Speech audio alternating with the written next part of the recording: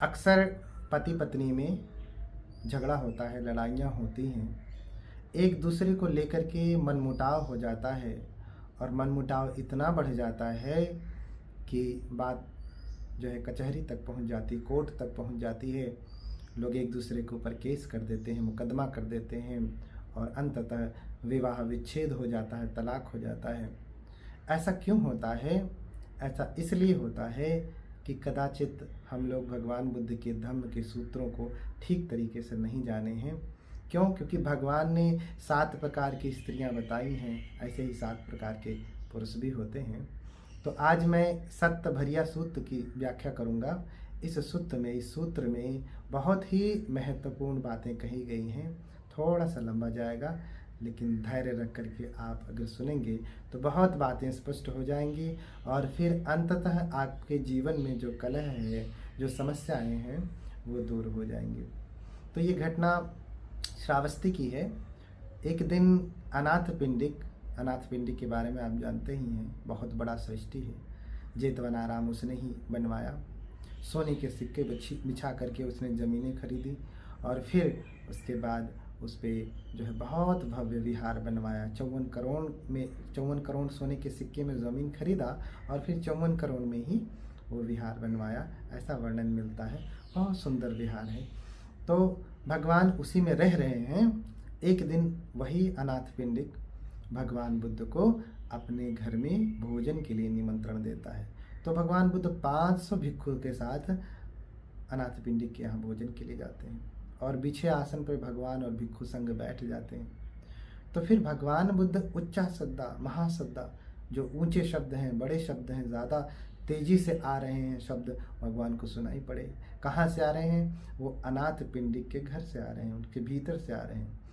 तो भगवान ने अनाथ पिंडिक से पूछ लिया कि ये कैसे शब्द हैं, कौन घर में है जो इतना शोर मचा रहा है, मानो मछली बाजार लगा हो। मछली बाजार ऐसा क्यों कहा? क्योंकि मछली के बाज़ार में जाएंगे तो कोई चिल्लाता है, ये ले लो रोहित मछली 50 रुपये किलो ही, ये ले लो फला मछली इतने रुपए किलो ही। तो लोग अपना अपना बेचने के लिए ऐसा चिल्लाते हैं, तो बहुत शोर होता है। इसलिए बुद्ध ने कहा मछली बाजार लगा हो। या ऐसे ही समझें, आप सब्जी मंडी में चले जाएं या किसी मंडी में चले जाएं, लोग अपने अपने सामान को ज़ोर ज़ोर से चिल्ला करके अधिक ऊंचे स्वर में बेचते हैं, तो पूरे उस मंडी में उच्चा शब्द, महाशब्द होने लगता है, तेज गति से स्वर सुनाई देने लगता है। तो ऐसा लगता है कि पूरा जो है हुड़दंग मचा हुआ है। ऐसे ही जब उसके घर से स्वर आ रहे थे तो भगवान ने पूछ ही लिया कि ऐसा क्यों? तो अनाथ पिंडिक भगवान का अनन्य उपासक है, बड़ा श्रद्धावान है। भगवान को कहने में उसे संकोच भी हो रहा है, लेकिन भगवान ने पूछ लिया है तो अब वो कहता है, भगवान मेरी जो पुत्र वधू है, मेरी जो बहू है, वो किसी का कहना नहीं मानती, किसी का आदर नहीं करती, न सास का आदर करती है, न ससुर का आदर करती है, न अपने पति को ही मानती है, ना तो दास कर्मकारों का ही आदर करती है। उन्हें हमेशा डांटती फटकारती रहती है, गाली गलौज करती रहती है। तो भगवान ने कहा ठीक है अनाथ पिंडिक, उसे मेरे पास बुलाओ। भगवान ने बुलाया और वो सुजाता आती है, भगवान को प्रणाम करके एक तरफ खड़ी हो जाती है। और जब एक तरफ खड़ी है तो भगवान ने सुजाता से पूछा, ये सुजाता जो है दूसरी सुजाता है जिसने खीर दिया भगवान बुद्ध को, खीर दान करने वाली सुजाता नहीं है, दूसरी सुजाता है। एक सुजाता थेरी भी हुई है, एक सुजाता जो है बनते यश की माता रही हैं, जो यश कुलपुत्र हैं, यश उनकी माता रही, जो बनारस में जो वाराणसी के सृष्टि रहे हैं।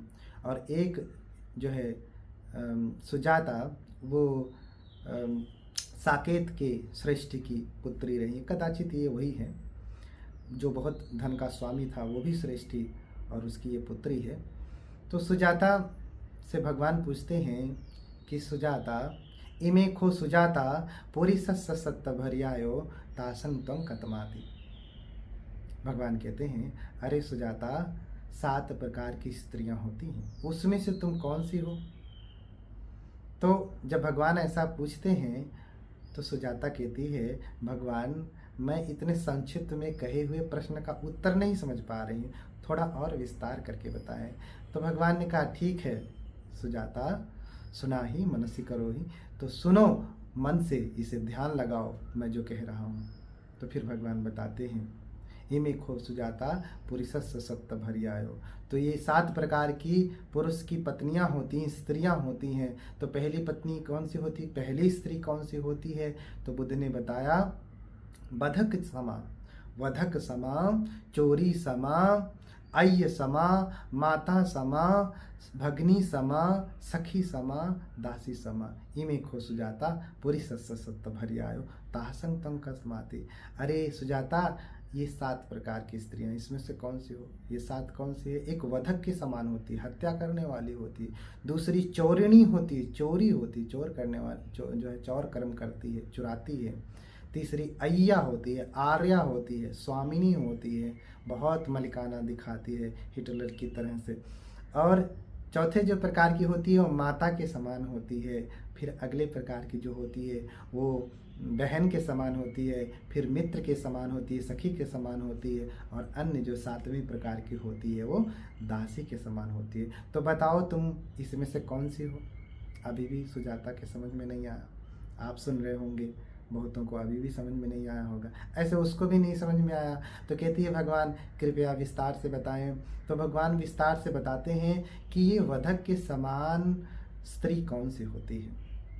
हाँ, तो भगवान बुद्ध कहते हैं कि पदुत्थ चित्ता अहितानुकंपी अन्यी सुरत्ता अतिमन्यते पतिं धनेन कीतस्य वधाय उत्सुका या एव रूपा पुरुषस्य भरिया वधक भरिया ता सपौच्यति।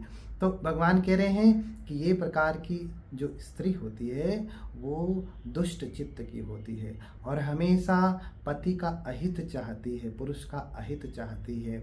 वो चाहती है कि ये पुरुष जो है हमेशा उसके कदमों में रहे, उसके वश में रहे। इतना ही नहीं, धनेन कीतस्य वधाय उसका, उसके धन से, उसकी कीर्ति से जलन करती है कि इसके पास धन कहाँ से आ गया। इतना ही नहीं, जब पति नहीं रहता है तो उसके ना रहने पर वो पराये पुरुष के साथ संबंध बनाती है। ना रहने की तो बात ही छोड़ दीजिए, रहने पर भी पति को पता नहीं चलता है, वो दूसरे पुरुष के साथ उसका चक्कर चलता रहता है, उसका प्रेम प्रसंग चलता रहता है। तो बुद्ध कह रहे हैं कि ये वधक है, हत्यारिणी है। क्यों? क्योंकि अपने पति के रहते जिसने दूसरे पुरुष को जाना, जिसने दूसरे पुरुष को माना, प्रेम किया, उसके साथ गई तो उसने अपने पति की हत्या ही कर दी। तो इसलिए भगवान ने इसको वधक के समान पत्नी कहा। और वास्तव में भी, यथार्थ में भी ऐसा होता है कि बहुत सारी स्त्रियां अपने पति को उसके धन के लिए अपने प्रेमी से मिल करके उसको मरवा देती हैं और पूरा धन अपने कब्जे में कर लेती हैं। तो इस प्रकार की जो स्त्री होती है वो हत्यारिणी होती है, पति की हत्या करती है। ऐसी स्त्रियां हैं, तो ऐसे पुरुष भी होते हैं। आप दोनों रूपों में समझें। मैं स्त्री के बारे में कह रहा हूं तो इसका रिवर्स, इसका उल्टा आप समझें कि पुरुष भी ऐसे ही होते हैं। बहुत सारे ऐसे पुरुष हैं जिनका पत्नी को छोड़ करके दूसरी स्त्रियों के साथ चक्कर चलता रहता है, कभी कभी वो भी पत्नी को मरवा देते हैं। तो ये दोनों तरफ से होने वाली बातें हैं, किसी एक के रूप में एकांततः नहीं कही जा सकती हैं। तो इसलिए ये पहले प्रकार की स्त्री है जो हत्यारिणी है। दूसरे प्रकार की स्त्री कौन सी है? बुद्ध ने कहा चोरी समा। चोरी समा अर्थात चोरिणी है, चोरी करती है, धन को चुराती है। हाँ? यंग इथ्या विंदती सामिको धनं सिप्पं वडिजं कसिंग व अधिष्ठहं अपम पितस्मा उपहातुमिच्छति या एव रूपा पुरुषस्य भरिया चोरी भरिया चा सपौच्यति। भगवान कह रहे हैं कि इस प्रकार की स्त्री धन का चोरण करती है। जैसे पति जो धन कमा के लाता है उसमें से कुछ धन वो छुपा करके, चुरा करके रख लेती है। जैसे पति आए कहीं काम से और जेब में कुछ पैसे रखे, टांग दिया अपने हैंगर पे और फिर या अलमारी में रख दिया, उसमें से कुछ पैसे निकाल लिया और फिर पूछता है सुबह जब वो अपने शर्ट को पहनता है, अपने कुर्ते को पहनता है, तो पूछता है कि अरे इसमें मैंने 5,000 रुपये रखे थे, अभी 1,000 है या है ही नहीं। तो कहती देखिए हमारा नाम मत लीजिएगा, जाइए पूछिए, अपनी माँ से पूछिए, बहन से पूछिए, भाई से पूछिए। इस प्रकार से जो है वो चोरी करती है अपने पति के धन को। अपने पति के धन को चुरा लेती है, चोरनी होती है। तो भगवान कहते हैं कि ये चोरनी है। मेरे जानने में भी एक उपासक हैं, डॉक्टर हैं, बहुत ही श्रद्धालु हैं, बहुत ही अधिक श्रद्धालु। लोग कहते हैं कि गाय जैसा सीधा है, लेकिन गाय भी कभी कभी क्रुद्ध होती है तो सींग लगा देती है। ये तो क्रुद्ध होने के बाद भी सींग नहीं लगाते, इतने सीधे हैं। तो उनकी पत्नी हमेशा जो है उनके धन को चुरा लेती है और छुपा करके अपने बैंक में रखती है। उनके पास भले पैसे ना हो, लेकिन उसके पास उसके घर जो है बैंक में पैसे रहते हैं। इतना ही नहीं, अपने पिता को भी वो कह करके पैसे मांगती कि पिताजी, मेरे जो पति हैं वे मुझको देखते नहीं, मुझको मानते नहीं हैं और मुझे बहुत सताते हैं, इसलिए आप मुझे महीने का खर्चा देवें। तो महीने का जो है खर्चा अपने पिता से भी लेती है। उसके बैंक में जो है लाखों रुपए पड़े रहते हैं और वो अपने जो है पति से, अपने पिता से, दोनों लोगों से लेती रहती है। जबकि ऐसा नहीं कि वो कमज़ोर है, वो चाहे तो केस मुकदमा भी कर दे। क्यों? क्योंकि वो भी बहुत अधिक पढ़ी लिखी है। तो इस प्रकार का प्रसंग मैंने आँखों से कई बार देखा है। ये तो अभी वर्तमान समय की स्थिति चल रही है, जिसको मैं अच्छे से जानता हूँ। तो इस प्रकार से चोरिनी होती हैं, जो चोरी करती हैं। तो ये दूसरे प्रकार की स्त्री हैं। फिर तीसरे प्रकार की स्त्री कौन सी होती है? बुद्ध ने बताया, ये तीसरे प्रकार की जो है स्त्री अय्या होती है, आर्य के समान होती है, अर्थात स्वामिनी होती है। तो ये कैसी होती है? अकम्म कामा अलसा महदसा फरुसा चंडी दुरुत्तवादिनी उपट्ठिकायं अभिभुन्यवतति या एव रूपा पुरुषस्य भरिया अय्या भरिया चा सपउच्यति। भगवान बता रहे हैं कि इस प्रकार की जो स्त्री होती है वो क्रोध करने वाली होती है, चंड होती है, दुष्ट होती है, कोई काम नहीं करती, आलसी है रहती है, दिन भर बैठी रहती है। आज की भाषा में कहे तो दिन भर टीवी देखे, दिन भर फ़ोन चलाएं, दिन भर कुछ भी करें, कुछ भी काम कहने पे तुरंत क्रुद्ध हो जाती है। अरे मुझे क्या कह रहे हैं, मैं दिन भर यहाँ काम करती रहती हूँ, आपको दिखाई नहीं देता। इस प्रकार से आज के प्रसंग में ये बातें लागू होती है। तो फरुसाच चंडी दुरुत्तवादिनी, और भगवान कह रहे हैं महदसा। इतना ही नहीं, बहुत खाती है और बहुत सोती है। तो मैं कोई भी बात स्त्री के लिए कह रहा हूँ, तो रिवर्स में पुरुष भी ऐसे होते हैं, आप ऐसा समझें। तो बहुत खाती है, बहुत सोती है, झगड़ा करती है और अपने दास कर्मकारों से भी वो बहुत ही दुर्व्यवहार करती है, ठीक से व्यवहार नहीं करती। कभी भी किसी से गाली गलौज कर लेगी, झगड़ा कर लेगी, है ना। तो इस प्रकार से वो स्वामिनी होती है, आर्या होती है, अर्थात उसके सामने पति जो है ऐसे ऐसे पूँछ हिलाता है, उसके सामने कुछ नहीं कर पाता। दुहाई सरकार की, आप कहें तो मम्मी को छोड़ दूं, पापा को छोड़ दूं, हाँ, जिनको कहें उनको छोड़ दूं, उसके सामने जो है पति उसकी कुछ चलती नहीं है। तो ऐसी स्वामिनी होती है, मालकिन होती है। एक बार आंख दिखाई ऐसे तो पति जो है अपने किनारे लग जाता है। तो इस प्रकार की स्वामिनी होती है, आर्य के समान होती है। ऐसे पति भी होते हैं, ऐसे पुरुष भी होते हैं। तो ये तीसरे प्रकार की है। फिर चौथे प्रकार की भगवान ने बताया कि ये माता के समान होती है। माता के समान कैसे होती है? या सबदा होती हितानुकंपी माता व पुत्रं अनुरक्षते पतिं। तो भगवान कह रहे हैं कि ये माता के समान जो है पत्नी होती है। ये माता के समान पत्नी होती है। ततो धनम संभत्तमत संरक्षति या एव रूपा पुरुषस्य भरिया माता भरिया च सपउच्यति। ये जो स्त्री होती है, ये जो भरिया होती है, ये माँ के समान होती है। जैसे माँ अपने पुत्र की देख रेख करती है, चाहे कुछ भी हो जाए, कितनी भी गलती कर दे, पुत्र कभी भी उससे नाराज नहीं होती है। नाराज भी हुई तो ऊपर से होती है, अंदर से नहीं होती। जैसे माँ को आपने देखा होगा, कभी बच्चा कोई गलती करता है तो उसे पकड़ती है, डांटती है, फटकारती है, नहीं तो कभी 2-4 थप्पड़ भी लगाती है और कहती है आज तुझे मार डालूंगी, आज तेरा जान ले लूँगी मैं। ऐसा कहते हुए भी कभी भी वो नहीं चाहती कि ये सच में मर जाए, सच में इसकी जान चली जाए, सच में इसका हाथ पाँव टूट जाए। ऐसा कभी भी नहीं चाहती है वो। क्यों? क्योंकि वो माता है, वो माता है, तो ऐसी माता के समान स्त्रियां होती हैं जो अपने पति का कभी भी अहित नहीं चाहती। कभी कभार झगड़ा वगड़ा कर लेती हैं, लेकिन इसका मतलब ये नहीं कि पति को मारने के लिए उत्सुक हो जाएं, पति का नुकसान करने लगे। तो बुद्ध ये भी कह रहे हैं कि ततो धनं संभत्त मत संरक्षति, वो धन की भी रक्षा करती है, जो है धन का चौरण नहीं करती है। अगर पति के दिए हुए धन से उसके पास बचता है तो उसे रखती है, संग्रह करती है।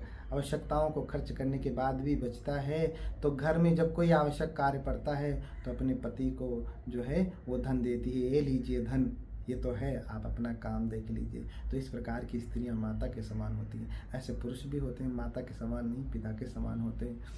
तो ऐसी स्त्रियां माता के समान होती है। फिर अगले प्रकार की स्त्री भगवान ने बताया, वो कौन होती है? वो बहन के समान होती है। तो बुद्ध बता रहे हैं कि यथापि जेठा भागिनी होती कनिष्ठिका, जैसे छोटी बहन होती है, बड़ी बहन का कितना आदर सत्कार करती है, कितना मानती होती है। सगारवा होती सकम ही साधिके, वो जो अपनी बड़ी बहन का गौरव करती है, उसके लिए सारा काम करती है, जो भी बड़ी बहन कहे उसका आदर मानती है। जैसे बड़ा भाई हो, छोटी बहन हो, तो भी ऐसा होता है कि बड़ा भाई अक्सर हिटलर शाही करता है कि तू ऐसा, जरा पानी ला, जरा मेरा कपड़ा धुल देना, जरा मेरा ये प्रेस कर देना। तो इतना होने के बाद भी बहन सब कुछ सुन लेती है, लेकिन कभी भी झगड़ा नहीं करती है। तो इस प्रकार की जो बहन हो, जो है पत्नी होती है, वो बहन के समान होती है। आजकल तो भाई बहन अन्य चीज़ों का प्रसंग ही गड़बड़ हो गया। उस समय बहन की स्थितियाँ ऐसी हुआ करती थी, आज स्थिति बदल चुकी है, इसके बारे में मैं कुछ नहीं कहूँगा। फिर अगले प्रकार की जो स्त्री भगवान बता रहे हैं, वो बता रहे हैं कि सखी के समान होती है। सखी के समान, मित्र के समान कैसे होती है? याचिद दिस्वान पति प्रमोदिता, सखी सखारंग व चिरस्यागतं, कोलय्यका शीलवती पति बता, या एव रूपा पुरुषस्य भर्यायो, सखी भरिया चासा पहुँचती। तो भगवान कह रहे हैं कि सखी के समान जो पत्नी होती है, अपने पति को देख करके प्रसन्न हो जाती है कि अरे आप आ गए, आइए बैठिए, चाय लाती है, पानी लाती है, अन्य सारी चीज़ें करती है। ये नहीं कि अरे आ गए, उधर रखा है खाना, जाके खा लीजिएगा। हाँ, गांव में तो और भी कहते हैं आ गए सिंगापुर से। तो इस प्रकार से व्यंग स्त्रियां करती हैं जब पति घर पे आता है। तो इस प्रकार की स्त्रियों को भगवान कह रहे हैं कि ये जो है सखा के समान होती है। वो देख करके प्रसन्न होती है, क्रुद्ध नहीं होती, क्रोधित नहीं होती है, खुश हो जाती है कि अच्छा पति आ गए, एकदम खुशहाली आ जाती है, चेहरे पर रौनक आ जाती है। इस प्रकार की जो स्त्री होती है वो सखी के समान होती है। ऐसे ही मित्र के समान पुरुष भी होता है, पति भी होता है, दोनों अर्थों में समझना चाहिए। और फिर अंतिम जो भगवान ने बताया, दासी समा। तो भगवान कह रहे हैं कि अकुद्ध दंडा अकुद्ध संता वध दंड तज्जिता अदुट्ठ चित्ता पतिनो तितिक्षसी। कह रहे हैं कि क्रोधित होने के बाद भी ये कभी भी लड़ाई नहीं करती। अगर पति क्रोधित है तो वो उसे चुपचाप कुछ कह रहा है तो उसे चुपचाप सह लेती है। तो इतना ही नहीं, भगवान कह रहे हैं वध दंड तज्जिता, कि अगर पति आए डंडा लेकर के कहे कि मारूंगा तुझे, तो वो भी सह लेती है, लेकिन एक शब्द भी नहीं कहती है। और बिना दुष्ट मन से, बिना किसी बुरी मन से, बिना मन में द्वेष पाले जो भी शब्द कह दिया उसे सुन लेती है। तो इस प्रकार की जो स्त्री होती है, भगवान कह रहे हैं कि या ये वो रूपा पुरुषस्य भरिया दासी भरिया चासा पहुँचती। इस प्रकार की जो भरिया होती है वो जो है दासी के समान होती है। क्यों ऐसा कहा भगवान? क्योंकि वो सब कुछ सह लेती है। अंत में और भी ये कहते हैं जैसे दासी की कोई जो है हैसियत नहीं होती, दास का कोई अधिकार नहीं होता कि मुझे ये चाहिए, मुझे वो चाहिए, कोई फरमाइश नहीं करता। उसका स्वामी काम करने के बाद जो कुछ भी दे दिया उसी से लेकर के वो अपना जीवन निर्वाह करता है। इस प्रकार की स्त्रियां होती हैं, कभी फरमाइश नहीं करती कि मुझे जो है बढ़िया वाली साड़ी चाहिए, मुझे बढ़िया वाला ये चाहिए, मुझे जो है इतने इतने महंगा, इतने पैसे का मुझे गहना चाहिए, मुझे ये चाहिए, मुझे वो चाहिए। जो कुछ भी अपनी आवश्यकता के अनुसार अपने सामर्थ्य से पति कमा करके उस पत्नी को देता है, स्त्री को देता है, उतने से ही वो संतुष्ट रहती है, कभी शिकायत नहीं करती, कभी कंप्लेन नहीं करती है। इसलिए दासी के समान स्त्री होती है। तो ऐसे दास के समान पति भी होते हैं जो पत्नी का बहुत ध्यान रखते हैं, लेकिन समाज में जो है इनके बारे में थोड़ी अपकीर्ति हो जाती है। अरे वो तो पत्नी व्रती है, पत्नी की ही बात सुनता है, उन्हीं के कहे, उसी के कहे अनुसार उसी का गुलाम है, ऐसा लोग कहने लगते हैं। लेकिन ध्यान रखें, अगर स्त्री दासी के समान है तो पुरुष भी दासी के समान होना चाहिए। तो भगवान सुजाता से पूछ रहे हैं कि अरे सुजाता, तुम इसमें से कौन सी हो? इमे खो सुजाता पुरी सत्य सत्य भरी आयो तासंग तुम कतमाती। इसमें से तुम कौन सी हो? इन सातों में से कौन सी हो? भगवान जब उपदेश कर रहे थे तो सुजाता सुनते सुनते सुनते ऐसा वर्णन मिलता है कि वो श्रोतापत्ति फल को प्राप्त कर गई, अर्थात श्रोतापन्न हो गई। फिर भगवान ने जब पूछा तो वो कहती है कि भगवान, मैं दासी के समान पत्नी रहूंगी, मैं दासी के समान पत्नी रहूंगी। अब तक चाहे जो कुछ भी रही, मैं चाहे जैसी भी रही, लेकिन भगवान मुझे क्षमा कर दें, आज के बाद मैं दासी के समान रहूंगी। अपने पिता का, अपने ससुर का, अपने सास का, भाई बंधुओं का, पति का, नौकर चाकरों का भी मैं उचित भरण पोषण और ध्यान रखूंगी। ऐसा मैं आपके सामने प्रण करती हूँ। कृपया मुझे पहले जो हुई गलतियां हैं उनको क्षमा करें। तो भगवान साधु साधु कह करके आशीर्वाद देते हैं और बताते हैं, सुजाता, ये जो सातों में से तीन प्रकार की, पहले तीन प्रकार की स्त्रियां हैं, जो हत्यारिणी हैं, वधक के समान है, जो चोरनी हैं, जो चोरी करती हैं, और जो तीसरे प्रकार की स्त्रियां आर्य के समान है, स्वामिनी के समान है, मालकिन के समान है, हिटलर शाही करती हैं। इस प्रकार की स्त्रियां भगवान कह रहे हैं जो है वो दुष्ट होती हैं, अच्छी नहीं होती हैं, इनकी हमेशा ही दुर्गति होती है, कभी सुगति नहीं होती है। भगवान कह रहे हैं कि मरने के बाद भी दुर्गति हो जाती है इनकी। तो ऐसी स्त्रियां ठीक नहीं है। लेकिन इनके बाद बाकी के जो चार स्त्रियां हैं, जो माता के समान हैं, जो बहन के समान हैं, जो मित्र के समान है, सखी के समान है, और जो दासी के समान है, भगवान कह रहे हैं कि ये स्त्रियां संसार में पूज्य होती हैं, संसार में समान जो है सम्मान का पात्र होती हैं। ऐसी स्त्रियां अगर होती हैं तो घर में कभी भी कलह नहीं होता। तो इस प्रकार के पुरुष भी हैं, स्त्रियां भी हैं, तो कभी भी आपस में झगड़ा नहीं होगा। ध्यान रखें, अगर स्त्री माता के समान है तो आप जो है वधक के समान रहेंगे तो काम नहीं चलेगा। स्त्री माता के समान है, माँ के समान प्रेम दे रही है, तो पिता के समान वात्सल्य भी पुरुष का होना चाहिए, तभी सामंजस्य जाकर के बनेगा। स्त्री अगर जो है सखी के समान है तो आपको भी मित्र के समान वात्सल्य देना पड़ेगा। क्यों? क्योंकि ताली हमेशा जो है दोनों हाथ से ही बजती है और दोनों का सामंजस्य होने पर ही बजती है। सामंजस्य जितना ही मधुर होगा, जितनी ही प्रेम से होगा, उतनी ही अच्छे से तालियां बजेंगी। अब ऐसे खींच के बजाएंगे तो ताली नहीं बजती है, एक हाथ से भी ताली नहीं बजती है, एक हाथ से थप्पड़ लगता है। तो संसार में लोग थप्पड़ ही मार रहे हैं, ताली बजावें, प्रोत्साहन करें, जीवन को जो है प्रसन्नमय बनाएं, सुखमय बनाएं।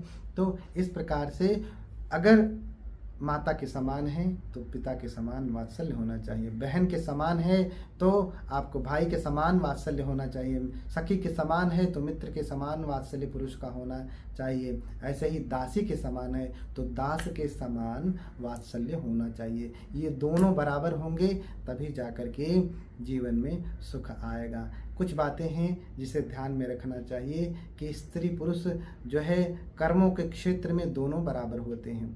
भगवान बुद्ध ने स्त्री पुरुष में कोई भेद नहीं किया। कर्म के क्षेत्र में पुरुष और स्त्री में कोई भी भेद नहीं। पुरुष अगर हत्या करता है तो भी पाप लगता है, स्त्री हत्या करती है तो भी पाप लगता है। पुरुष अगर अच्छे कर्म करता है तो पुण्य होता है, स्त्री अगर अच्छे कर्म करती है तो पुण्य होता है। दोनों के कर्मों में कोई भी भेद नहीं है। लेकिन शारीरिक रूप से अन्य किसी बातों को लेकर के, सामाजिक रूप से कुछ बातों में पुरुष स्त्रियों से भिन्न होता है। और स्त्रियां पुरुषों से भिन्न होती हैं। स्त्री कभी भी पुरुष जैसी नहीं हो सकती और पुरुष भी कभी स्त्री जैसा नहीं हो सकता। दोनों की अपनी मर्यादाएं हैं, दोनों की अपनी महिमा है, दोनों अपने अपने स्थान पर ऊंचे हैं, न कोई नीचा है न कोई ऊंचा है। जैसे स्त्री जो है माँ बन सकती है, पुरुष माँ नहीं बन सकता, लाख प्रयास करे। हाँ, और देखिए संविधान भी स्त्रियों को किन्हीं किन्हीं बातों में छूट देता है, आरक्षण देता है, जो पुरुषों के लिए नहीं है। जैसे स्त्री गर्भवती होवे तो उसको छुट्टी मिलती है, सरकारी नौकरी करती है तो उसे छुट्टी मिलती है, पुरुष को नहीं मिलती क्योंकि वो होता ही नहीं। तो कुछ चीज़ें आधिकारिक रूप से जो व्यवहारिक जगत की चीज़ें हैं वो स्त्री पुरुष में भिन्न होता है। जैसे अभी स्त्री और पुरुष दोनों जिम जाएं तो दोनों में बल की वृद्धि समान रूप से नहीं होगी, दोनों में समान नहीं होगी। पुरुष के जितना बलवान होने के लिए स्त्री को अधिक मेहनत करनी पड़ती है, तब जाकर के उसका जो है शरीर अधिक जो है बलिष्ठ होता है, तब जाकर के वो बराबरी कर पाता है। अगर दोनों बराबर ही मात्रा में अभ्यास कर रहे हैं जो है व्यायाम का, तो पुरुष के शरीर में ऊर्जा अधिक बनती है, उसका शरीर पहले से ही मजबूत होता है और मजबूत होने लगता है, तो उतना पहुँचने। तो ये शारीरिक और व्यवहारिक जगत की बातों में पुरुष और स्त्रियों में थोड़ा सा भिन्नता होती है। इसे हम क्या कहते हैं, इसे हम असमानता नहीं कहेंगे पुरुष और स्त्री में। कर्म के क्षेत्र में अगर असमानता होवे तब कहा जाए कि नहीं स्त्री और पुरुष भिन्न है। नहीं, बुद्ध ने कर्म के क्षेत्र में किसी को भी असमान नहीं माना है। अगर पुरुष अरहत्व को प्राप्त कर सकता है तो स्त्रियां भी अरहत हो सकती हैं, इसमें जरा सा भी भेद बुद्ध ने नहीं बताया, ना तो होता है। तो इस प्रकार से भगवान ने जब समझाया तो एक ही बार समझाने में जो विशाखा सुजाता थी वो बदल गई और जो है अपने घर में सुखपूर्वक रहने लगी। तो जब भगवान बिहार आते हैं, जेतवनाराम में आते